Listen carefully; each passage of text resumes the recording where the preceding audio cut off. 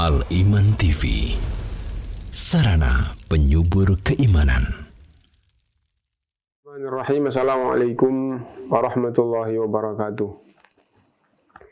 Innal hamdalillah nahmaduhu wa nasta'inuhu wa nastaghfiruh wa na'udzu billahi min syururi anfusina wa sayyiati a'malina.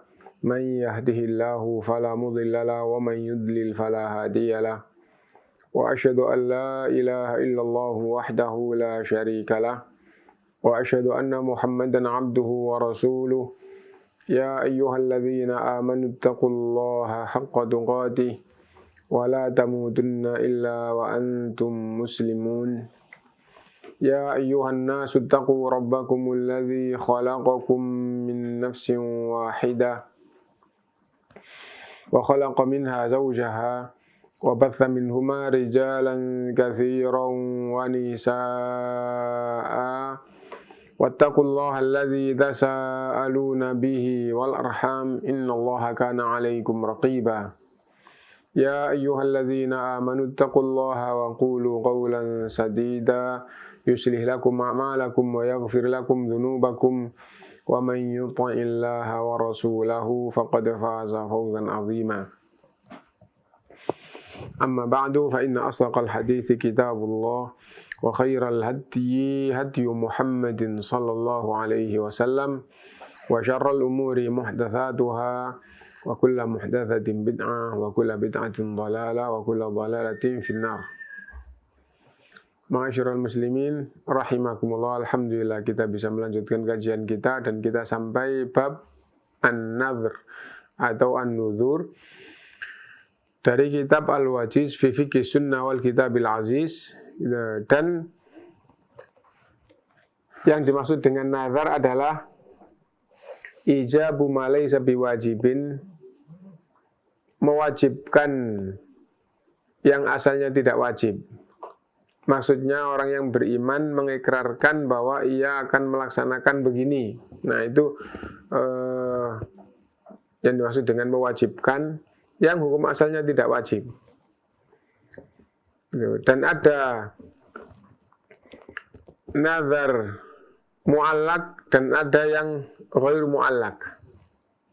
Misalnya begini, bulan depan saya akan puasa 3 hari.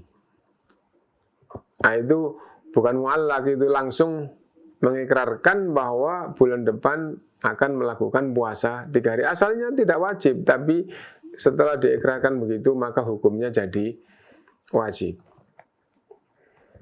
Nah, dan ada yang mu'allak. Mu'allak maksudnya tergantung pada yang lain, tergantung pada sesuatu yang lain. Misal, kalau saya sembuh bulan depan saya akan puasa 3 hari. Nah, jadi tergantung sembuh atau enggak. Kalau bulan depan dagang saya menghasilkan, saya akan puasa 3 hari. Nah, jadi bulan depan puasa 3 hari itu tergantung dagangnya bulan depan dagangnya berhasil apa enggak. Kalau panen tani ini atau kerjaan ini menguntungkan, maka saya akan puasa 10 hari. Nah, puasa 10 hari itu tergantung pada panennya nanti menguntungkan apa enggak. Nah, ada yang kayak gitu. Ada yang enggak pakai gitu, langsung bulan depan saya akan puasa 10 hari. Nah itu adalah nazar. Gitu ya. Penjelasan nazar di dalam Al-Quran. Surat Al-Baqarah ayat 270 Allah berfirman, wa ma anfaqtum min nafaqatin aw nadhartum min nadhrin fa innallaha ya'lamu.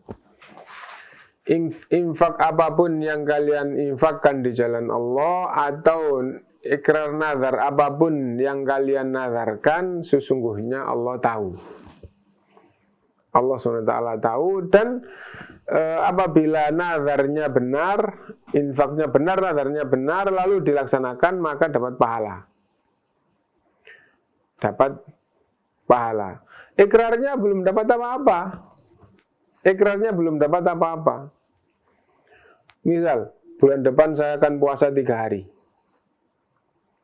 Nah itu kamu mewajibkan dirimu bahwa bulan depan kamu puasa 3 hari. Ternyata kamu melaksanakan beneran, kamu mendapatkan pahala menjalankan kewajiban. Nah itu. Kalau panen pertanian ini berhasil, saya akan sodako kepada orang miskin. Sodako tidak wajib, kalau zakat baru wajib. Zakatnya sendiri, sodako sendiri. Nah sodakonya ini diikrarkan. Nah, wa qala ta'ala, dan Allah berfirman di surat Al-Hajj ayat 29. Ini juga ada kaitannya dengan perjalanan haji ya. Tsumma liyaqdu tafathahum wal yufu nuzurahum wal yattawafu bil baitil atiq. Tsumma liyaqdu tafathahum, lalu bersihkan kotoran-kotoran kalian, wal yufu nuzurahum, dan laksanakan nazar-nazar kalian, wal yattawafu bil baitil atiq, dan tawaflah kalian di Baitullah, yaitu di Ka'bah, yang dinamai juga dengan Baitul Atiq. Jadi kalau ayat ini kaitannya adalah tanggal 9 Dzulhijjah, orang yang haji itu wukuf di Arafah. Kalau sudah maghrib, nah mulai waktunya geser ke Musdalifah, bermalam di Musdalifah, sholat maghrib isya jamak di Musdalifah, kemudian sampai pagi sholat subuh di Musdalifah. Setelah itu kalau sudah terbit menuju ke Mina untuk melempar jumroh Aqobah. Setelah melempar jumroh Aqobah boleh tahallul, boleh menunda tahallul. Nah setelah itu tsumma liyaqdu tafathahum, lalu bersihkan kotoran-kotoran kalian, wal yufu nuzurahum, dan laksanakan nazar-nazar kalian, wal yatawafu bil baitil atiq, dan bertawaflah di Ka'bah tawaf ifadah. Jadi kalau sudah melempar jumroh Aqobah tanggal 10 Dzulhijjah, hanya 7 kerikil tok melempar jumroh pada tanggal 10 Dzulhijjah bagi yang haji. Gitu. Adapun sughra, wusta, dan kubro masing-masing 7 itu mulai besok, mulai tanggal 11, 12, dan 13. Adapun pas tanggal 10 itu cuma melempar jumroh Aqobah saja 7. Dan setelah itu apabila dia tahallul, maka semua boleh, semua larangan ihram sudah boleh kecuali satu, yaitu hubungan suami istri. Adapun apabila dia kemudian berangkat ke Mekah untuk tawaf ifadah, nah maka semua sudah boleh termasuk hubungan suami istri. Hajinya belum selesai. Loh kok belum selesai? Iya, tapi ihramnya sudah selesai. Nah itu ya, karena sudah tahallul tadi itu. Nah, apanya yang belum selesai? Yaitu mabit di Mina tanggal 11, 12, 13, dan tanggal 11 melempar jumroh 7, 7, 7, 21 berarti ya. Nanti tanggal 12 hari tasyrik yang kedua juga 7, 7, 7 melempar jumrohnya. Kemudian tanggal 13 juga 7, 7, 7. Nah, 21, 21, 21 setiap hari, totalnya 63, ditambah yang pertama tanggal 10, 7 berarti 70 kerikil. Intinya kalau sudah lempar jumroh Aqobah, kemudian tawaf ifadah, kemudian tahallul juga sudah, maka sudah bebas semuanya, sudah ganti pakaian biasa.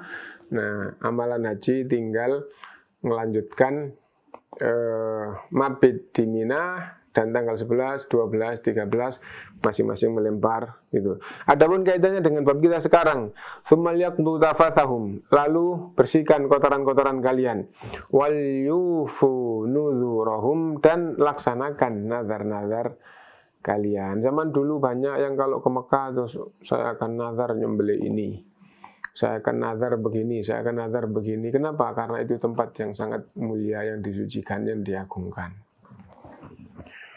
Waqad madahallahul mufina bin nadri, dan Allah SWT memuji hamba-hambanya yang melaksanakan nazar yang mereka ikrarkan. Faqala yufuna bin nadri wa yakhafuna yawman kana syarruhu mustaqira.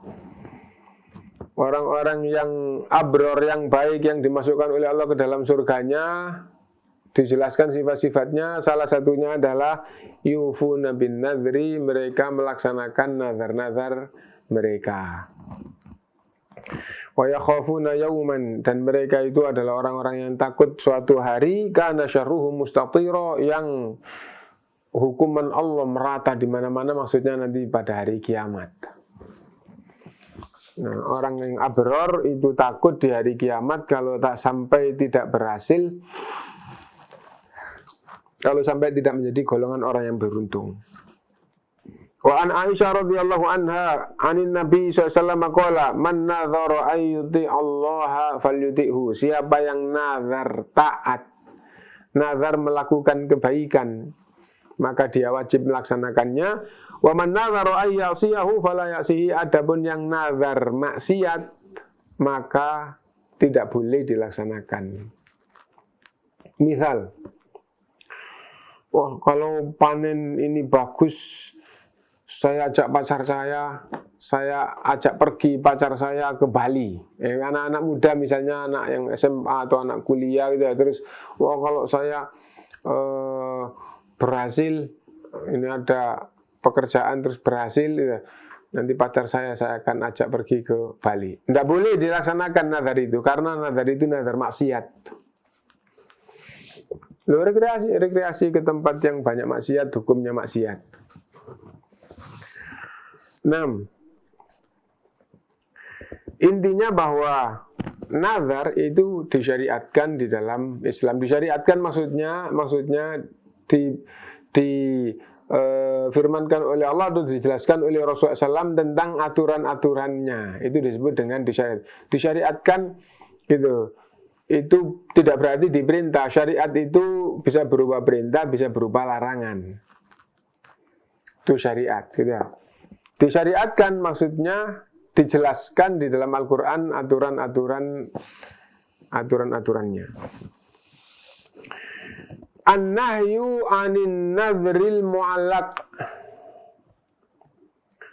larangan nazar yang bergantung. Tapi yang dimaksud dengan larangan nazar yang bergantung itu penting untuk difahami ya, adalah orang yang punya sesuatu ini akan digunakan kebaikan dengan cara dinazarkan kalau keinginannya berhasil. Itu tidak baik. Itu tidak baik. Lah terus bagaimana? Langsung aja sesuatu itu gunakan untuk kebaikan. Contoh. Dia punya sesuatu. Sesuatu ini digunakan untuk kebaikan jika keinginannya berhasil. Itu yang dimaksud dengan nazar mu'allaq yang dilarang. Ya. Nazar mu'allaq yang dilarang adalah dia punya sesuatu ini diikrarkan untuk dipakai kebaikan jika, bergantungnya itu di jika itu, jika keinginannya berhasil. Nah, tadi ini yang nggak baik itu. Contoh sekarang, misal ada orang punya tanah di pinggir masjid.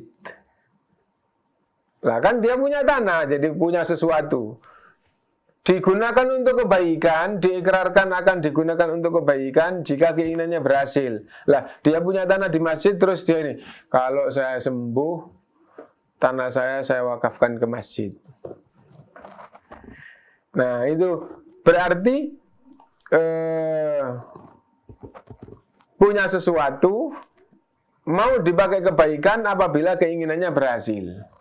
Tidak hanya urusan sembuh, macam-macam. Misal, kalau anak saya diterima di BUMN, tanah itu saya wakafkan ke masjid. Nah, jadi kayak gitu. Itu nazar mu'allaq yang tidak baik. Nazar mu'allaq yang tidak baik. Meskipun begitu ya, tetap ada penjelasan tambahan. Kalau orang itu muncul dalam pikirannya, kalau sampai anaknya masuk BUMN, muncul pikiran tanah itu sebagai rasa terima kasihnya, tanah itu diwakafkan ke masjid. Nggak bagus ya.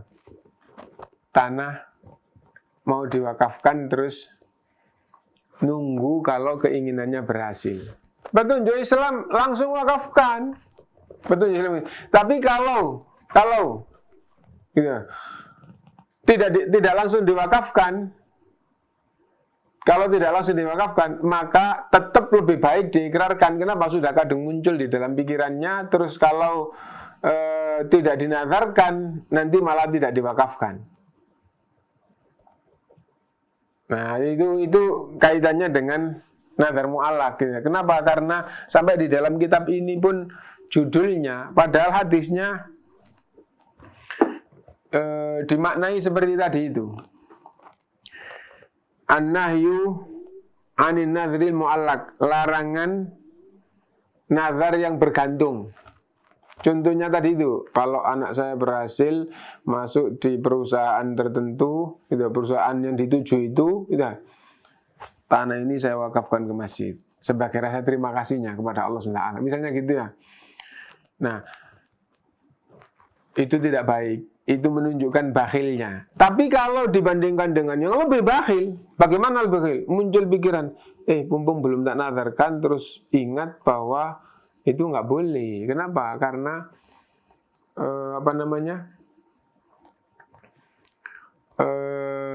itu berarti menunjukkan kebakhilan. Nah, terus petunjuk Islam gimana? Ya langsung wakafkan, nggak pakai nunggu berhasil atau enggak. Kalau langsung diwakafkan ya enggak lah. Nah, misalnya gitu, pikirannya gitu, enggak lah. Gitu. Kenapa? Yang anaknya enggak berhasil itu dipakai untuk A, untuk B, untuk C atau macam-macam. Akhirnya tidak diikrarkan karena kalau ikrar itu larangan karena bakhil tadi itu. Lah kalau ternyata nanti anaknya masuk karena tidak diikrarkan nazar tadi itu, bisa jadi diwakafkan, bisa jadi enggak. Nah, kalau gitu ya tetap lebih baik diikrarkan daripada enggak sama sekali. Kenapa? Karena bandingannya dengan yang lebih tidak baik. Kita baca sekarang. An Abdullah bin Amr, dari Abdullah bin Amr radhiyallahu an. Qala, nahan Nabi SAW anin nadri. Rasulullah SAW melarang nazar. Maksudnya di sini adalah nazar mu'allaq tadi itu, yaitu mengikrarkan barangnya atau sesuatu yang ia miliki digunakan untuk kebaikan jika keinginannya berhasil. Wa qala innahu la yaruddu syai'an. Sesungguhnya nazar itu tidak menjadikan keinginannya tertolak atau tidak tertolak, tidak merubah apa-apa gitu. Walakinnahu yustakhraju bihi minal bakhil, akan tetapi nazar itu adalah itu mengeluarkan sebagian apa yang dimiliki oleh orang-orang yang bakhil. Wa an Sa'id bin al-Harits, dan dari Sa'id bin al-Harits, annahu sami'a Ibnu Umar radhiyallahu anhu ma yaqul, ia mendengar Ibnu Umar radhiyallahu anhu berkata, awalam yunhau 'anin nadri, bukankah nazar itu telah dilarang? Inna Nabi SAW qala, sesungguhnya Nabi SAW bersabda, inna nadhra la yuqaddimu syai'an wa la yuakhiru. Sesungguhnya nazar itu tidak menjadikan orang itu berhasil atau tidak berhasil. Wa inna ma yustakhraju bin nadhri minal bakhil. Akan tetapi nazar itu adalah mengeluarkan sebagian yang dimiliki dari orang yang bakhil. Nah, jadi contohnya seperti apa sih? Contohnya misalnya tadi itu yang kita contohkan, kita ulang supaya paham. Kalau ada orang punya anaknya lulus kuliah terus mau daftar ke perusahaan besar atau ke BUMN misalnya gitu ya. Nah, terus hatinya menghadap kepada Allah, ya Allah, kalau anak saya masuk, tanah itu akan saya wakafkan ke masjid. Contoh saya ulang ini supaya lebih mantap ya. Lah kalau anaknya nggak diterima, ya nggak diwakafkan. Nah, itu namanya bakhil. Kenapa? Untuk berbuat baik, menunggu kalau dia mendapatkan kebaikan yang lebih besar. Nah, kalau anak saya keterima, itu akan saya gunakan kebaikan. Nah, itu ketahuilah tidak menjadikan anakmu diterima atau tidak diterima. Diterima atau tidak diterima tidak ada kaitannya di hadapan Allah dengan nazarmu. Tetapi nazar ini dijadikan oleh Allah mengeluarkan harta untuk kebaikan dari orang yang bakhil. Lah terus kalau gitu gimana? Yang diinginkan di dalam Islam, kamu muncul kayak gitu, ya langsung wakafkan, langsung sedekahkan. Nggak usah nunggu berhasil atau tidak berhasil. Itu yang diinginkan oleh Islam. Lah kalau muncul pikiran, itulah berarti menunjukkan kebakhilan. Kalau gitu nggak diikrarkan. Nah akhirnya nggak diikrarkan, akhirnya nggak dinazarkan. Terus anaknya masuk. Itu diwakafkan apa enggak ya? Enggak usah wis. Kan enggak jadi dinazarkan dulu. Akhirnya berhasil enggak berhasil tanahnya jadi tidak diwakafkan. Lebih bakhil lagi itu namanya. Nah, karena itu ya apabila tidak langsung diwakafkan, maka tetap yang lebih baik itu dinazarkan. Nanti kalau ternyata berhasil melaksanakan nazar tetap dapat pahala. Kenapa? Karena Allah SWT menjelaskan bahwa orang yang baik yang dijanjikan surga adalah orang yang melaksanakan nazar. Itu yang dimaksud dengan nazar mu'allaq yang dilarang. Yang dilarang. Nah itu.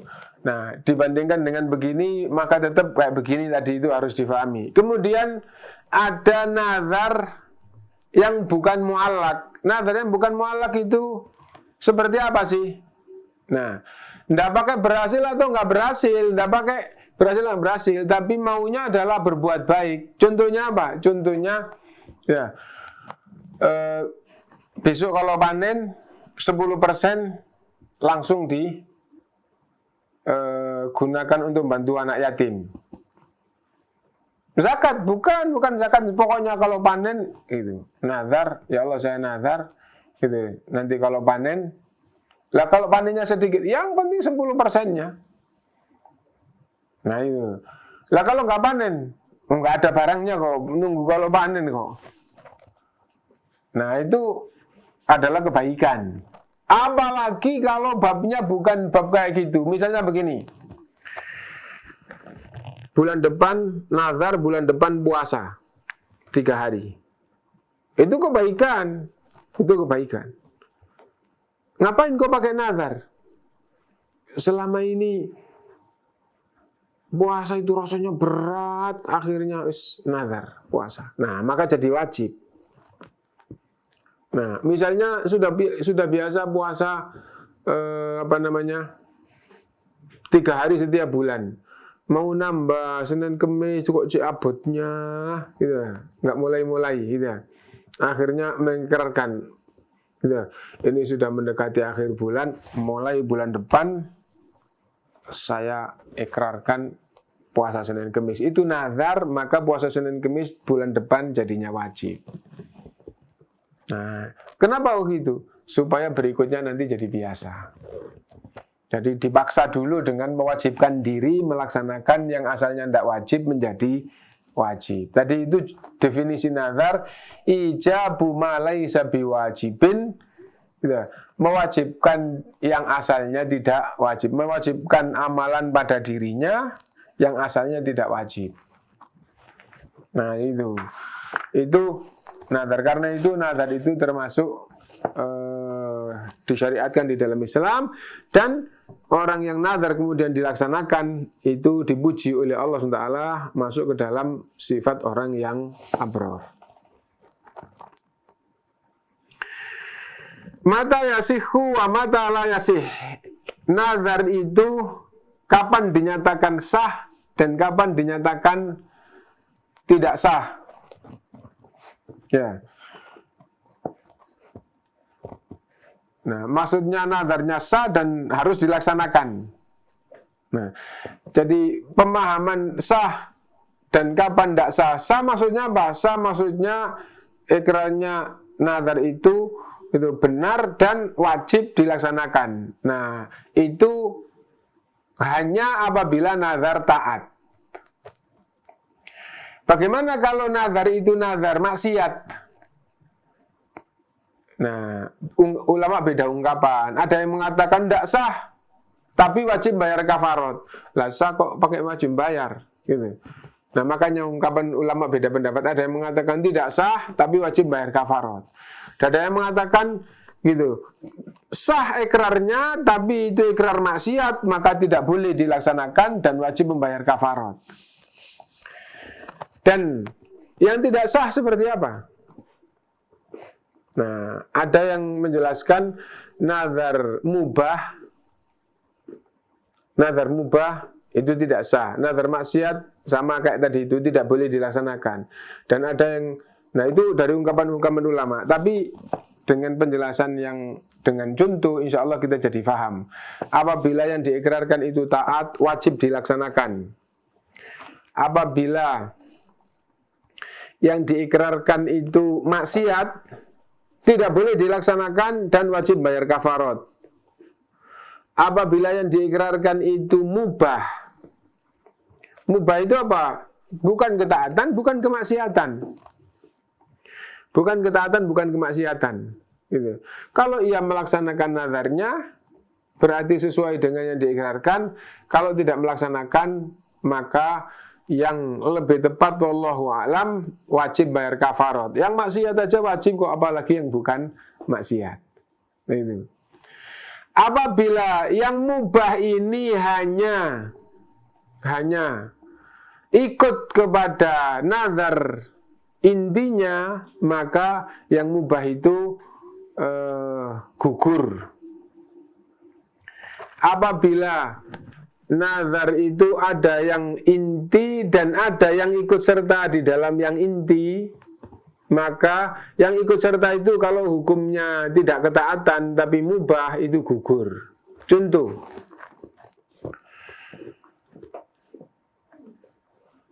minggu depan saya akan puasa berdiri, atau minggu depan saya akan puasa sambil duduk. Duduk aja wis pokoknya. Kalau berdiri, berdiri aja. Minggu depan saya akan puasa di bawah pohon atau di terik matahari.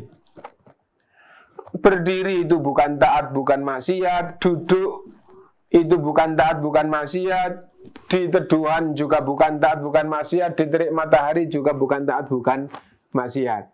Nah, nazarnya tadi apa? Puasa berdiri, atau puasa sambil duduk, atau puasa di terik matahari, atau puasa di teduhan. Nah, semua yang dikaitkan yang hukumnya mubah itu gugur. Kamu berdiri ya silakan, kamu duduk yang silakan, yang penting kamu tetap puasa. Nah, kenapa? Karena intinya nazar itu adalah itu mewajibkan. Nah, nanti menjalankan kewajiban, menjalankan ketaatan. Kalau mewajibkan maksiat, saya ikrar, nazar, nah, tapi isinya maksiat. Maksiat kok diwajibkan, yo nggak sah. Nah, itu. Nah, kalau yang mubah tadi itu, lah yang mubah itu dilaksanakan. Kalau tidak memadharotkan, nggak apa-apa, nggak dilaksanakan. Wajib bayar kafarot. Tapi kalau ini hanya ikut, maka menjadi gugur. Kita baca. Yasikhun nadhru wayan akidu idza kana qurbatan yutaqarrabu biha ila Allah subhanahu wa ta'ala. Sah nazar itu dan ditetapkan jika nazar itu isinya adalah ibadah mendekatkan diri kepada Allah. Wa yajibul wafa'u bihi, wajib dilaksanakan. Contohnya apa? Nazar puasa, nazar sedekah, nazar apapun yang isinya adalah taat, wajib dilaksanakan. Li hadits Aisyah as-sabiq, man nazara ayyuti Allah falyuti'hu. Siapa yang nazar isinya adalah untuk taat kepada Allah, maka wajib melaksanakan ketaatan itu. Wala yasikhun nadhru fil maksiyah, dan tidak sah nazar maksiat. Walakin tajibu bihi kafaratul yamin, akan tetapi wajib membayar kafarat. Kafaratnya sama dengan kafaratnya sumpah. Ya. Kalau nazarnya nazar maksiat, haram dilaksanakan. Itu, saya bernazar, saya akan berpergian bersama pacar, begitu ya, haram dilaksanakan. Nah, tapi karena ada dalil wajib bayar kafarot, maka wajib bayar kafarot. An Aisyah radhiyallahu anha Anna Rasulullah SAW qala, dari Aisyah radhiyallahu anha, sesungguhnya Rasulullah SAW bersabda, la nadhra fi maksiyah. Tidak ada nazar maksiat. Maksudnya apa? Maksudnya orang yang nazar maksiat itu tidak boleh dilaksanakan, tidak sah, gitu. Wa kaffaratuhu kaffaratu yamin. Dan kafaratnya adalah kafaratnya sumpah wajib dilaksanakan. Wa amman nadhrul mubah, misal ayyan zira ayyahujja masyian. Ya. Adapun nazar mubah, contohnya apa? Nazar haji jalan kaki. Maksudnya dari rumahnya jalan kaki. Rumahnya di Madinah. Haji itu ke Mekah. Saya nazar haji jalan kaki. Atau ayyakuma fi syamsi. Gitu. Fala yanaqidu wa la yajibu bihi syai'. Maka hajinya wajib dilaksanakan, jalan kakinya enggak. Maksudnya apa? Kamu nazar haji jalan kaki, kamu harus tetap haji, tapi kamu jalan silakan, kamu naik juga silahkan. Nah itu. Bagaimana kalau nazarnya nazar mubah saja, nggak ada kaitannya dengan ibadah. Misalnya nazar gitu, berjemur seharian di terik matahari. Nazar seharian berdiri nggak pakai duduk. Ya. Nah, untuk melaksanakan enggak, pokoknya nazar berdiri gitu tok. Itu namanya nazar mubah, gitu ya. Nah, di sini dikatakan falayan akid walaya cibubi syai, tidak sah dan tidak kewajiban apa-apa. Tapi dalam hal ini ulama berbeda pendapat. Ada yang mengatakan itu kalau itu kaitannya melaksanakan ketaatan mubahnya, yang mubah tadi itu hanya ngikut, misalnya puasa sambil berdiri. Nah, puasanya wajib dilaksanakan, berdirinya itu yang gugur. Tapi kalau nazarnya nazar berdiri gitu tok, ya, yang penting tidak memadorotkan, melaksanakan juga nggak apa-apa, nggak melaksanakan. Kalau di sini dikatakan tidak kewajiban apa-apa, pendapat yang kedua wajib bayar kafarat sebagaimana nazar maksiat. Gitu. Loh, kenapa kok begitu? Karena juga ada dalil yang menunjukkan nazar tidak berbicara. Inni nadartu lirrahmani sauman falan ukallimal yauma insiya. Saya nazar kepada Allah puasa bicara, maka saya tidak berbicara dengan siapapun hari ini. Fa asyarat ilaihi, akhirnya hanya berisyarat saja. Kenapa? Karena nazar tidak berbicara. Nah, dan ada di dalam Al-Quran. Itu. Karena itu contoh nazar tidak bicara. Nazar duduk seharian tidak pakai berdiri. Nazar berdiri seharian tidak pakai duduk. Nazar gundul. Anda gundul, Anda nggak gundul, gundul juga bukan ibadah. Tidak gundul, potong biasa juga bukan ibadah. Gitu. Kecuali tahallul, gitu. Itu beda lagi. Gitu. Nah, Anda melaksanakan berarti melaksanakan nazarnya, Anda tidak melaksanakan, pendapat yang kedua wajib bayar kafarat, dan wallahu alam yang lebih baik adalah diganti dengan kafarat. Kenapa? Karena jadi taat. Misalnya begini, kalau nanti saya lulus, saya gundul. Anak SMA banyak loh yang gitu. Ya, kalau nanti saya lulus, saya gundul. Yang lebih baik kalau kamu lulus jangan gundul, bayar kafarat saja. Kenapa? Gundul bukan ibadah.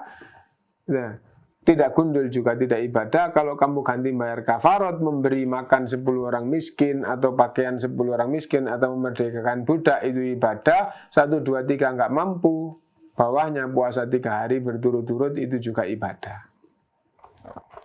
Nah,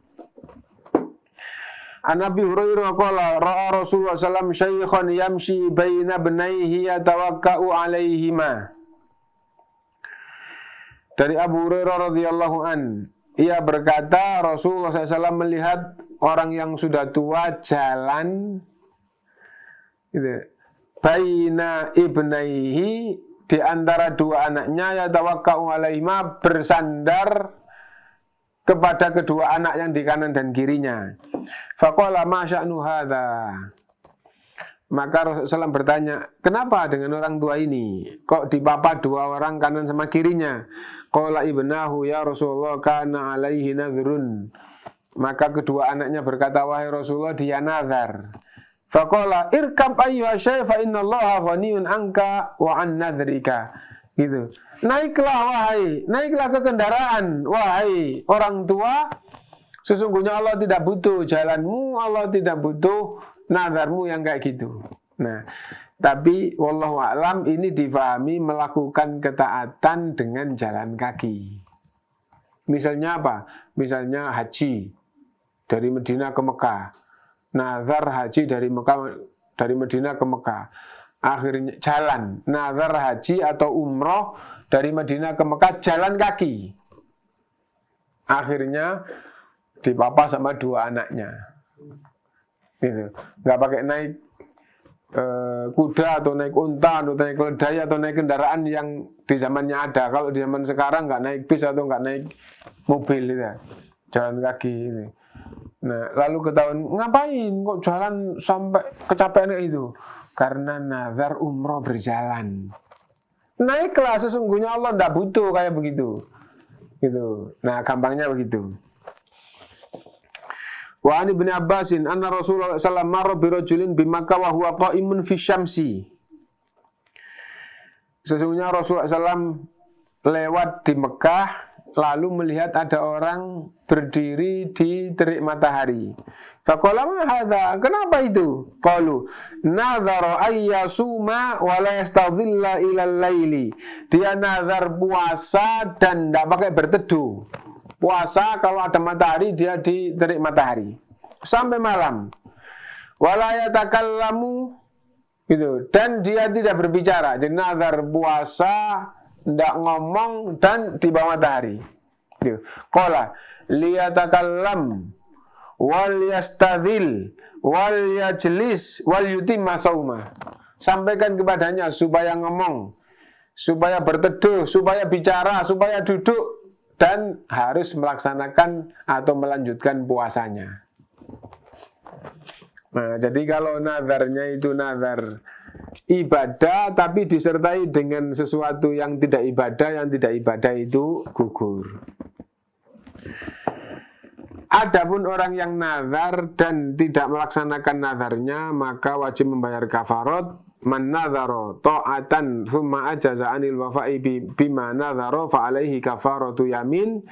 Barang siapa yang nazar taat lalu tidak bisa melaksanakan nazarnya, maka harus membayar kafaratnya sumpah. Ya. An Uqbah ibni Amir, dari Uqbah bin Amir, an Rasulullah SAW qala kafaratu nadrin kafaratu yamin. Kafaratnya nazar adalah kafaratnya sumpah, tapi ada catatan meskipun nazarnya bukan nazar taat. Kenapa? Karena hadis yang tadi itu, yang di awal tadi itu, gitu, yang nazar maksiat tidak boleh dilaksanakan dan wajib bayar kafarat. Lalu tadi kita sampaikan juga nazar mubah murni. Kalau dia dilaksanakan. Kalau enggak, maka pendapat yang kedua dan insya Allah lebih kuat, ya, itu tetap wajib bayar kafarat. Kenapa? Karena nazar mubah juga ada di dalam Al-Quran. Gitu. Inni nadartu sauman falan ukallimal yauma insiya. Saya nazar puasa bicara, maka saya tidak berbicara hari ini dengan siapapun. Fa asyarat ilaihi, maka Maryam hanya berisyarat tidak berbicara. Nah, dan bicara itu bukan dosa, bukan maksiat. Diam bukan dosa, bukan maksiat, tapi dia nazar tidak bicara. Nah, itu. Nah, nazar mubah itu kalau dilaksanakan tidak apa-apa, nggak dilaksanakan lebih bagus, tapi wajib bayar kafarat. Wallahu a'lam. Man nadhara nadhran thumma mata qabla yaqdiyahu qadahu anhu waliyuhu. Yang nazar taat gitu, belum dilaksanakan meninggal, maka walinya punya kewajiban untuk menjalankan nazarnya. Gak dilaksanakan, wajib bayar kafaratnya. Nah, kalau masalah kafarat, meskipun nazar maksiat, meskipun nazar mubah tadi sudah kita sampaikan, gitu, maka wajib bayar kafarat. Nazar maksiat nggak laksanakan, belum bayar kafarat, maka walinya wajib bayar kafarat. Ahli warisnya wajib bayar kafarat. Itu. Ani bin Abbasin, dari Ibnu Abbas radhiyallahu anhu annahu qala istafta Sa'd bin Ubadah Rasulullah SAW. Sa'd bin Ubadah bertanya kepada Rasulullah SAW fi nadrin, tentang nazar, kana ala ummihi tuwfiyat qabla an taqdiyahu, bahwa ibunya nazar lalu ibunya meninggal dan belum melaksanakan nazarnya. Qala Rasulullah SAW faqdihi anha, kamu wajib melaksanakan nazar atas nama ibumu. Itu yang bisa kita baca. Semoga kita mendapatkan manfaat dan bisa memahami, dan mudah-mudahan kita bisa melaksanakan di dalam kehidupan kita. Al Iman TV, sarana penyubur keimanan.